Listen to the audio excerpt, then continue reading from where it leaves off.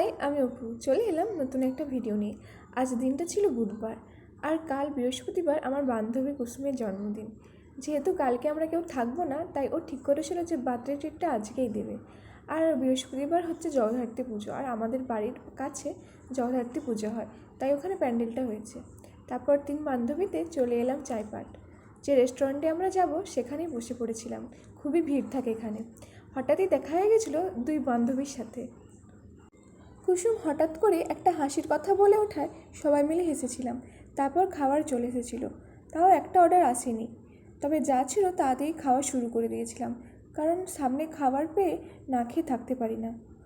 চটপট খাবার সেরে আমরা চলে এসেছিলাম বাড়ির উদ্দেশ্যে। টোটোতে আলো জ্বলায় বেশ সুন্দর দেখতে লাগছিল, আর বাড়ির জন্য কিছু নিয়েও ছিলাম। আর আসার পথে শিরু খাইয়েছিল আইসক্রিম। এই দোকানটা নতুন হয়েছে, বেশ ভালোই দোকানটা গোছানো। তারপর আইসক্রিম খেয়ে বাড়ি চলে এলাম।